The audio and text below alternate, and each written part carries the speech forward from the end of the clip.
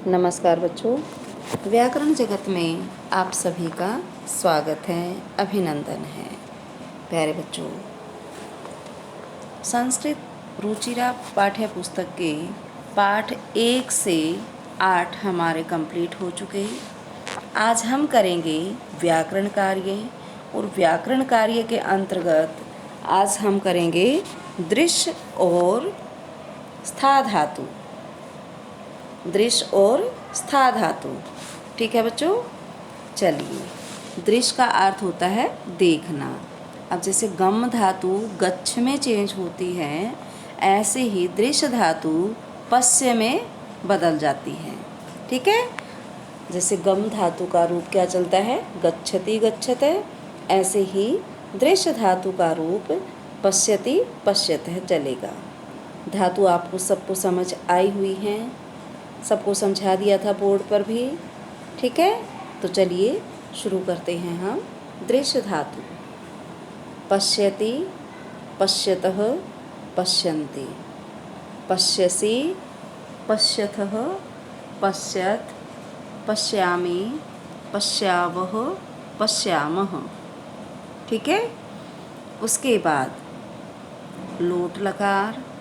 बेटे आप अपने तरीके से लट के बाद लरिट, लंग, लोट, विधिलिंग ऐसे भी लिख सकते हैं, और जैसा यहाँ लिखा गया है ऐसे भी लिख सकते हैं। आपको बस पता होना चाहिए कौन सा लकार है। लोट लकार, पश्यतु पश्यताम पश्यन्तु, पश्य पश्यतम पश्यत, पश्यानि पश्याव पश्याम, ठीक है। इसके बाद लंग लकार किसके लिए आता है, भूतकाल के लिए। अपश्यत अपश्यताम अपश्यन, अपश्यः अपश्यतम अपश्यत, अपश्यम अपश्याव अपश्याम, हो गया। लंग लकार में धातु से पहले अ जुड़ेगा, ठीक है बच्चों। प्रत्यय आप सभी को याद ही होंगे, प्रत्यय सभी लकार के किए थे ना हमने, ठीक है। चलिए आगे देखते हैं। विधिलिंग लकार। विधिलिंग लकार में क्या होगा, पश्येत पश्येताम पश्येयुः, पश्येः पश्येतम पश्येत, पश्येयम पश्येव पश्येम, ठीक है। इसके बाद लरिट लकार। अब देखिए धातु कौन सी है, दृश्य, चेंज किस में हुई थी, पश्य में। अब लरिट लकार में हमें दृश्य वाला ही रूप लिखना पड़ेगा, तो क्या लिखेंगे, द्रक्ष्यति। ध्यान रखना बेटे, दृश्यति नहीं लिखेंगे, यहाँ क्या लिखेंगे, द्रक्ष्यति, द्रक्ष्यतः द्रक्ष्यन्ति, द्रक्ष्यसि द्रक्ष्यथः द्रक्ष्यथ, द्रक्ष्यामि द्रक्ष्यावः द्रक्ष्यामः, ठीक है। चलिए अब है हमारी दूसरी धातु स्था। स्था का अर्थ क्या होता है, ठहरना। और जो स्था धातु है ये भी चेंज होने वाली धातु है। किस में चेंज हो जाती है, तिष्ठ में, ठीक है। चलिए शुरू करें। तिष्ठति तिष्ठतः तिष्ठन्ति, तिष्ठसि तिष्ठथः तिष्ठथ, तिष्ठामि तिष्ठावः तिष्ठामः। उसके बाद लोट लकार।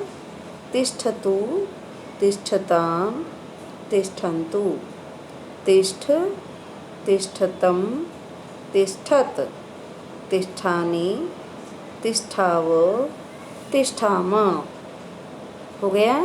चलिए अब करेंगे इसका लंग लकार। अतिष्ठत अतिष्ठताम अतिष्ठन्, अतिष्ठः अतिष्ठतम अतिष्ठत, अतिष्ठम् अतिष्ठाव अतिष्ठाम, हो गया बच्चों। इसके बाद आता है विधिलिंग लकार। तिष्ठेत तिष्ठेताम तिष्ठेयु, तिष्ठे, तिष्ठेतम, तिष्ठेत, तिष्ठेयम, तिष्ठेव, तिष्ठेम। समझ आ गए बच्चों? अब दोनों जो हमारी धातु हैं ये चेंज होने वाली धातु हैं, और लरिट लकार में ध्यान से देखना, स्थास्यति। अब यहाँ ध्यान से देखना, स्थास्यति, स कौन सा आया है? दंत्य स, ठीक है।